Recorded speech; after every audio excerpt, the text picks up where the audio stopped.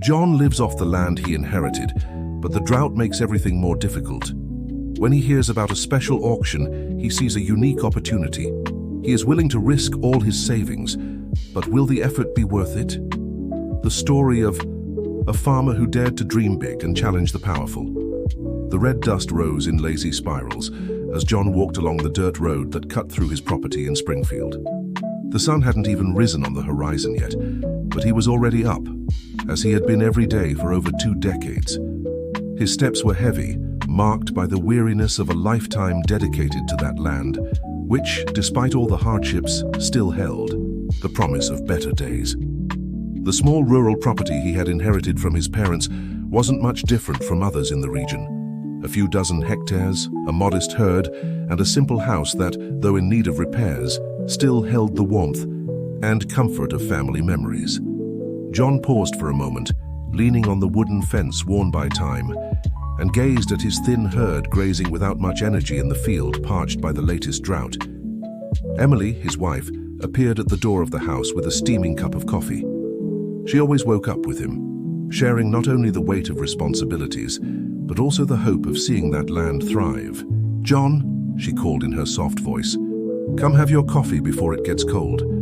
He smiled, a tired but genuine smile, and walked toward the porch. "You know, Emily," he said, sipping a strong coffee, "last night I kept thinking about that ad I saw in the newspaper. Hercules' auction is next month." His eyes sparkled as he mentioned the name of the famous breeding bull that had occupied his thoughts and dreams for months. Emily watched him with a mix of concern and affection. She knew that glimmer in her husband's eyes all too well. "John, you know that auction isn't for people like us," she replied, trying to be realistic without crushing his hopes. "The wealthy farmers in the area will be there. Richard, for one, you know how he is." The name Richard hung in the air like a dark cloud. The most influential farmer in the region was known for his arrogance and the pleasure he took in humiliating small producers. But John didn't respond right away. Instead, he stood up and walked over to a small wooden box hidden beneath a loose floorboard. Carefully, he pulled out a stack of bills, the result of years of obsessive saving. "Emily, I almost have all the money," he revealed, with a mix of pride and apprehension. "Every penny we managed to save is here." Emily widened her eyes, surprised, not just by the amount of money, but especially by her husband's determination. "But John, this is all our savings. What if something happens? What if the cattle get sick? What if... If we don't take the risk now, we'll always stay in the same situation," he interrupted with a conviction Emily hadn't seen in a long time. "Hercules isn't just a bull, he's our chance to change everything. Think about the quality of the herd he can produce. In a few years, our situation could be completely different." The following days were filled with intense preparation. John dedicated himself to organizing every detail for the auction. He set aside his best clothes, which even then were too simple for an event of that caliber, and carefully studied the auction catalog, memorizing every piece of information about Hercules. In the evening, sitting on the porch, he shared his plans with Emily, who gradually became infected with his enthusiasm. John's current herd, though small, was treated with almost paternal care. Each animal had a name, and he knew the characteristics and needs of everyone. Every morning, even before sunrise, he would walk through the pastures, checking the health of the cattle, repairing fences, and planning improvements he hoped to one day achieve. A week before the auction, John received a visit from his neighbor, Peter, one of the few friends he had made in the area. Peter was an experienced man who, like John, had started from scratch. "John, I heard you're going to participate in the Hercules auction," he said, sitting on the porch after a long day of work. "Yes, Peter," John replied, pouring a coffee for his friend. "I know many people think it's crazy, but I have to try." Peter stayed silent for a moment, gazing at the horizon, which was beginning to turn orange with the sunset. "You know, John, when I started, they also said I was crazy, that I would never achieve anything. But here I am with my own little piece of land and my healthy cattle. It's not much, but it's mine." He paused meaningfully before continuing. "What you need to know is that this auction isn't just about money. It's about power, about influence. Richard and the other wealthy ranchers, They're not going to make anything easy for you." John nodded, aware of the challenges he would face. "I know that, Peter, but I can't let fear stop me from trying. I've already missed too many opportunities in life because of fear." The days leading up to the auction were marked by a mix of anxiety and determination. John spent hours checking and recounting the money, making sure every bill was in its place. Emily, noticing the pressure her husband was feeling, did her best to keep him calm and focused. On the eve of the big day, John couldn't sleep. He stayed on the porch, gazing at the stars and mentally reviewing every detail of his plan. The gentle breeze carried the scent of the earth and the distant lowing of cattle, sounds and smells that had been part of his life forever. He knew he was about to risk everything, but he also knew that some opportunities come only once in a lifetime. Emily found him there, lost in thought, and sat beside him in silence. After a few minutes, she took his calloused hand in hers and said softly, "John, no matter what happens tomorrow, I want you to know how proud I am of you, of the man you are, of your strength, of your determination. If anyone deserves a chance to make their dreams come true, it's you." Emily's words touched John deeply. He squeezed her hand affectionately, feeling stronger and more confident. Together they stayed there, sharing the silence of the night and the anticipation of the day to come. The fate of their small farm, their dreams, and their future would be decided in just a matter of hours. The next morning, John got up even earlier than usual. He put on his best clothes, a white shirt carefully ironed by Emily, and a pair of dress pants that, though a bit worn, still held their dignity. He looked at himself in the cracked bathroom mirror and for a moment hesitated. The man staring back at him seemed too small for the challenge he was about to face. Emily appeared behind him, gently adjusting his collar. "You look great," she said, trying to convey a confidence she wasn't sure she felt herself. John smiled, grateful to have such a strong and devoted woman by his side. Before leaving, he made his final rounds around the property. He walked through the pastures, checked on each animal, as if wanting to memorize every detail of the place that, despite all the hardships, was his home. The sun was just beginning to rise on the horizon, painting the sky with shades of pink and orange when John climbed into his old but well-maintained truck. Emily hugged him tightly before he left. "Remember," she said, "you're as good as any of those wealthy farmers. Don't let them make you feel small." John nodded, swallowing hard the lump forming in his throat. He started the truck's engine and drove off, leaving behind a cloud of red dust and a wife who, silently, began to pray for him. The road to the city where the auction would take place was long and full of potholes. Throughout the journey, John couldn't stop thinking about everything that was at stake. The money he had saved represented years of frugality, sacrifices, and deferred dreams. Every bill in that stack had a story, a special meaning. As he drove, his hands gripped the steering wheel tightly, as if that gesture could give him the security he needed. The old radio played softly a country song about dreams and overcoming, a fitting soundtrack for that decisive moment in his life. If this story interested you, don't forget to subscribe to our channel and hit like. Tell us which city you're watching us from, and stay tuned. The auction center was an imposing place, very different from the simple environments John was used to. Luxurious cars filled the parking lot, and his old truck stood out visibly in the scene. As he parked, John took a deep breath, gathering courage to face what was coming. In the inner pocket of his jacket, the envelope containing a lifetime's savings seemed to weigh a ton. As soon as he stepped out of the car, John felt the curious and, in some cases, disdainful glances from the other attendees. Men in expensive suits chatted in small groups, their laughter echoing through the venue. Elegantly dressed women circulated with champagne glasses, engaging in conversations about business and investments. Well, well, if it isn't John from Springfield. A familiar and heavily ironic voice cut through the air. It was Richard, the most influential farmer in the region, approaching with his entourage.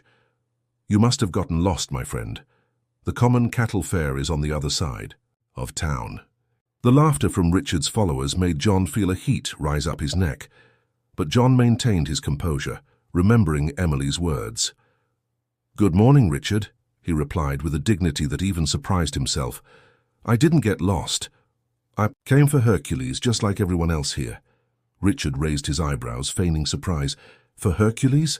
And you think you have what it takes to participate in an auction of this caliber?" He stepped closer, lowering his voice so only John could hear. "Don't fool yourself, John. This world isn't for people like you. Go back to your little town and your skinny cows." John felt his blood boil, but he remained calm. Years of hard work had taught him that true strength lies in serenity, not in outbursts. "We all have the right to try, Richard," he replied simply, before walking away toward the main hall. The interior of the auction center was even more impressive. A large screen displayed images of Hercules, highlighting his exceptional traits and award-winning lineage. The chairs were arranged in impeccable rows, and a raised stage dominated the front of the hall. John chose a discreet spot, but with good visibility. While waiting for the auction to begin, he observed the people around him. There were farmers from all parts of the state, some even from other states, all drawn by Hercules' fame. The bull was known for its superior genetics, capable of producing offspring of the highest quality. For John, Hercules represented more than an investment. It was the chance to completely transform his herd. An elegant woman sat down next to John, introducing herself as Claire, a veterinarian and consultant for several farmers in the region. To John's surprise, she didn't show the same prejudice as the others. "I saw you standing up to Richard out there," she commented. "Not everyone has that kind of courage." "It's not about courage," John replied. "It's about necessity. I need this opportunity." Claire watched him with interest. "You know, John, I've been working with cattle for over 20 years. I've seen many wealthy farmers fail due to a lack of dedication, and many small producers thrive because of their love for what they do. The secret isn't just about money." The conversation was interrupted by the start of the auction. The auctioneer, a man with a powerful voice and a commanding presence, began by presenting Hercules' history. The images on the screen showed a truly exceptional animal, an imposing stature, perfect physical characteristics, and a lineage that traced back to generations of champions. John's heart raced as the bids began to falter. Intimidated, John remained quiet, carefully observing the dynamics of the auction. Claire, by his side, noticed his intense focus. The bids kept climbing, and with each new value announced, John made mental calculations, carefully planning his strategy. Richard, from his privileged spot in the front rows, occasionally cast disdainful glances in his direction. The wealthy farmer seemed determined not only to buy Hercules, but also to humiliate anyone who dared to challenge him. 200,000! Richard announced with a smug smile, turning to see the reaction of the other participants. The silence that followed was heavy, and for a moment it seemed the auction was decided. It was then that John raised his hand. 210,000, he said, with a firm voice that surprised everyone. A murmur swept through the room, and Richard turned abruptly, his face red with indignation. 230,000. Richard countered immediately, his voice betraying his irritation. John remained calm, waiting for the right moment. Claire watched everything with growing admiration for the courage of the small farmer. The auction turned into a duel between David and Goliath. With every bid from Richard, John responded with a slightly higher amount, always maintaining his calm and dignity. The other participants watched this unlikely battle with fascination. 300,000, Richard shouted, now visibly unsettled. His hands trembled slightly, and his group of followers exchanged worried glances. The value had already surpassed all initial expectations. John felt the weight of the envelope in his pocket. He had saved every penny for this moment, even cutting back on basic necessities. With a calmness born from years of facing adversity, he made his final bid, 310,000. The silence that followed was deafening. Richard, for the first time, seemed to hesitate. His eyes scanned the room, as if searching for support or advice. The auctioneer began the count. 310,000 for the first time. Richard shifted in his chair, clearly uncomfortable. His pride battled against his reason. 310,000 for the second time. At that moment, something unexpected happened. Claire stood up and began to applaud. Slowly, other participants joined her until the entire hall was clapping. It wasn't just applause. For the winning bid, it was recognition of the courage and determination of a simple man who dared to challenge the status quo. "Sold," announced the auctioneer, slamming the gavel. John closed his eyes for a moment, feeling the weight of that achievement. When he opened them again, he saw Richard hastily leaving the hall, followed by his group. Claire was the first to congratulate him. "Congratulations, John. You didn't just buy an excellent stud. You showed that determination and honesty still have value in this world." As John walked to finalize the paperwork and make the payment, he felt as if he were in a dream. People greeted him. Some even asked for his business card, which he didn't have. But his mind was already elsewhere, imagining the moment he would arrive home and tell Emily everything. The sun was already setting when John left the auction center. Hercules would be delivered to his farm the following week, after all the necessary exams and documentation were completed. As he returned to his pickup truck, he found Richard standing beside it. "You may have won today, John," said the wealthy farmer, his voice filled with bitterness. "But don't fool yourself. Keeping an animal like Hercules isn't for just anyone. You'll soon find out that there are things money alone can't buy." John looked Richard straight in the eyes. "You're right, Richard. Money alone can't buy respect, dignity, or satisfaction from a job well done. Those things are earned through sweat and honesty." Leaving Richard speechless, John got into his pickup truck and headed back home. The entire way, his heart felt light. Despite the weight of the responsibility he had taken on, he knew the challenges were just beginning. But for the first time in a long while, he felt he was on the right path. The moon was already shining in the sky when John spotted the lights of his home. Emily was on the porch, eagerly awaiting his return. Seeing the expression on her husband's face, she knew, even before he said a word, that their dream had come true. As expected, Richard opened with a high bid, clearly trying to intimidate the other participants. The arrival of Hercules at John's farm completely transformed the routine of the place. The imposing animal, with his majestic stature and noble lineage, seemed out of place among the modest herd. Emily watched with a mix of pride and apprehension as John prepared a special pasture for their new investment, carefully fencing the area with meticulous attention to detail.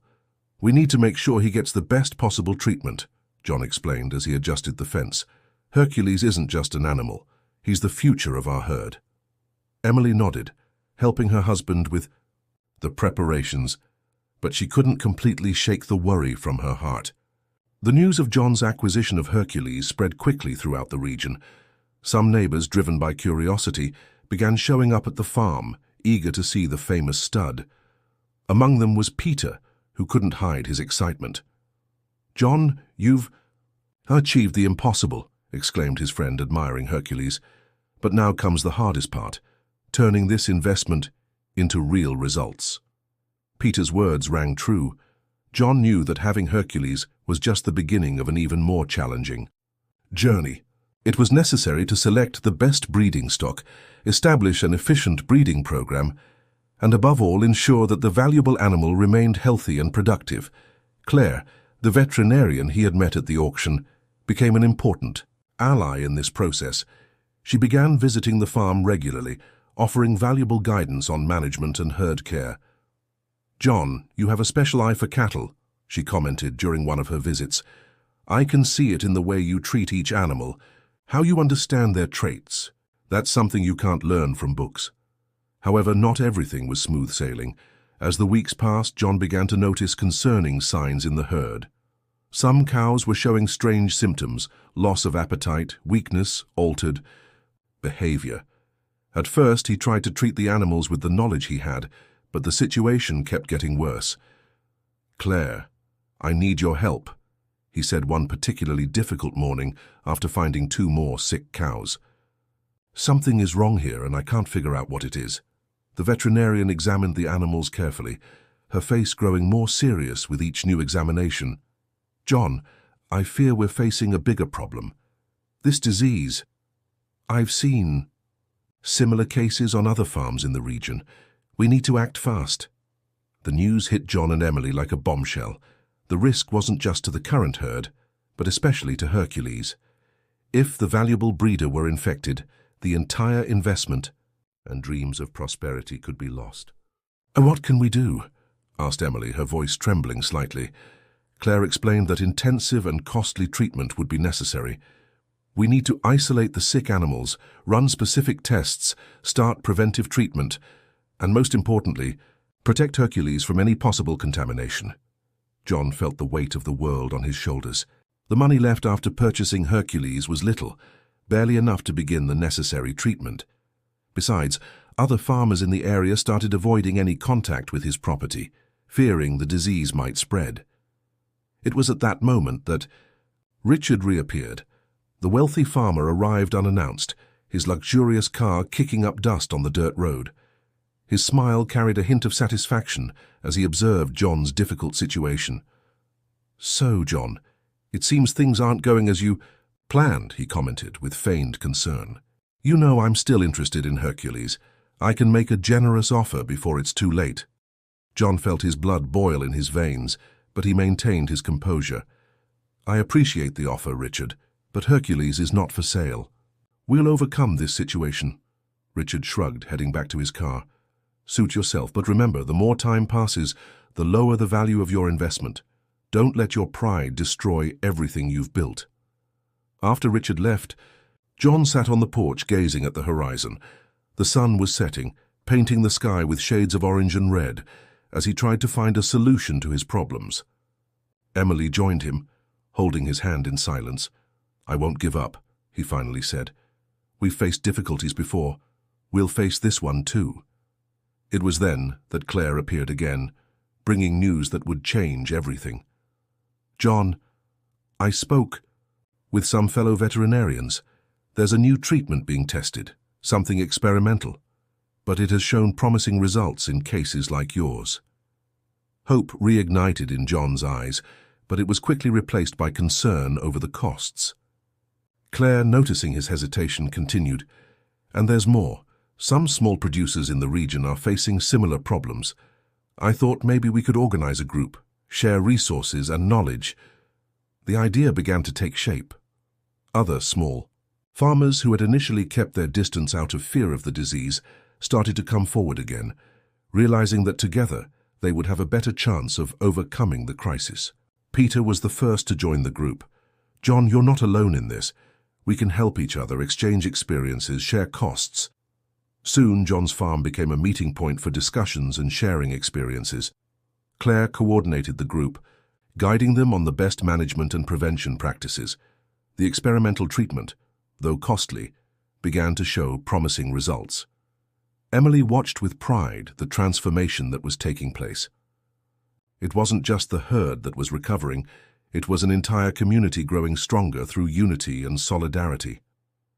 "You know, John," she said one evening as they prepared the medicine for the animals, "sometimes hardships bring us unexpected gifts.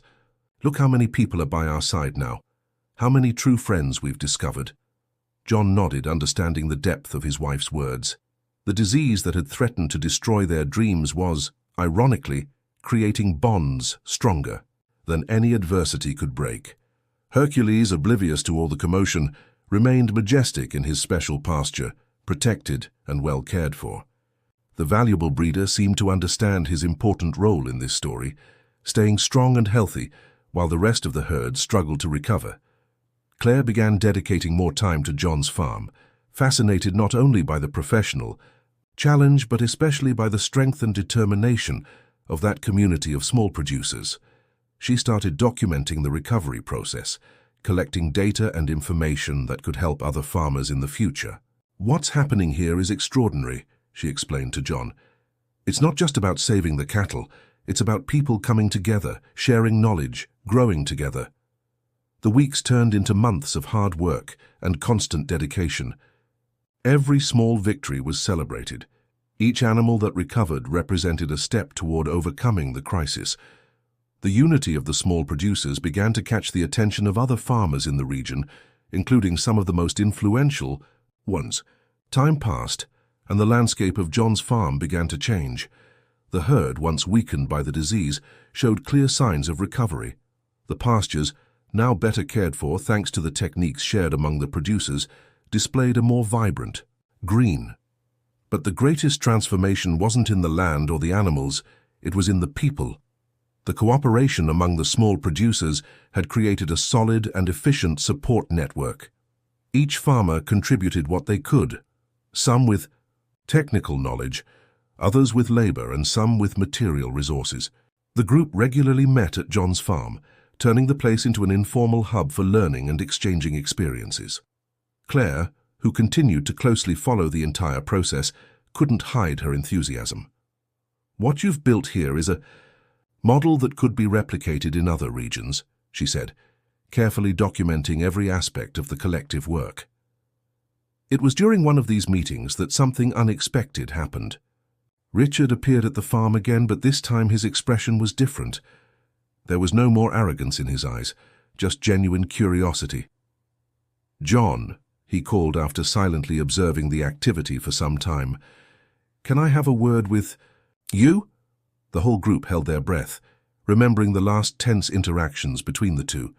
John, however, nodded and led Richard to a more private spot. "I've been watching what you've been doing here," Richard began, his voice carrying a tone different from his usual one. "At first, I admit I expected to see you fail, but what's happening on this farm? It's something I've never seen in all my years as a producer." John listened in silence, surprised by the change in the wealthy farmer's behavior. "You know, John," Richard continued, "I always thought success in cattle farming was a matter of money and power. But you've proven there's something more important: unity, solidarity, shared knowledge." The conversation was interrupted by a commotion near the corral. It was Hercules, who was about to be introduced for the first time to the selected breeding cows. The moment everyone had been waiting for had finally arrived. The entire group gathered to observe. Claire coordinated the process, ensuring everything was done correctly. Richard, still present, watched with professional interest the valuable stud that had almost been his. "He's even more impressive than on auction day," commented Richard, genuinely admiring. "You took very good care of him, John." The breeding process was a success. In the following months, the first calves began to be born, clearly showing the superior traits inherited from Hercules. The investment was starting to bear its first fruits, not just for John, but for the entire group of producers who had come together during the crisis. The news of the initiative's success began to spread beyond the region's borders. Other producers came from far away to learn about the experience, to learn from the group, and to understand how a crisis had turned into an opportunity for collective growth. On a particularly significant afternoon, John received an invitation that would further change his story. The State Breeders Association wanted him to share his experience at an important industry event. "I'm not sure if I'm the most qualified person for this," John hesitated when Claire handed him the invitation. "You are exactly the right person," she replied with conviction. "Your story isn't just about cattle farming, it's about perseverance, about the strength that comes from unity, about turning adversity into opportunity." The day of the event arrived, and John, dressed in his best clothes, took the stage to share his journey. In the audience, along with Emily, Claire, and their fellow producers, was Richard, who had become an unexpected ally. "When I bought Hercules," John began, his voice growing stronger as he spoke, "I thought I was just acquiring a quality breeding bull, but I ended up gaining so much more. I learned that the greatest values aren't in the possessions we have, but in the relationships we build, in the strength we find in each other." His speech deeply moved everyone present. At the end, Richard stood up and, in front of everyone, made a surprising announcement. "I want to announce that I am donating part of my herd to the genetic improvement program started by John and his colleagues.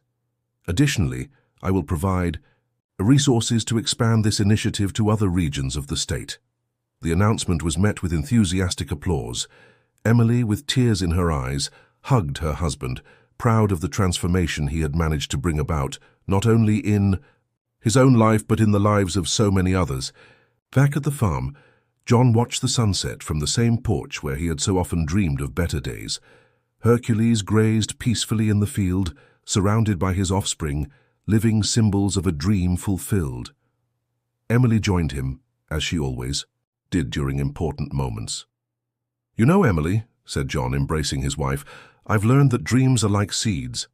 They need fertile soil to grow, constant care to thrive. But most importantly, they need to be shared to bear true fruit. The couple gazed at the horizon, where the sky was painted in vibrant colors, signaling the end of another day and the promise of a new dawn. The small farmer from Springfield, once a subject of laughter and disdain, was now an example of perseverance and leadership. His story wasn't just about individual success, but about the transformative power of unity and determination.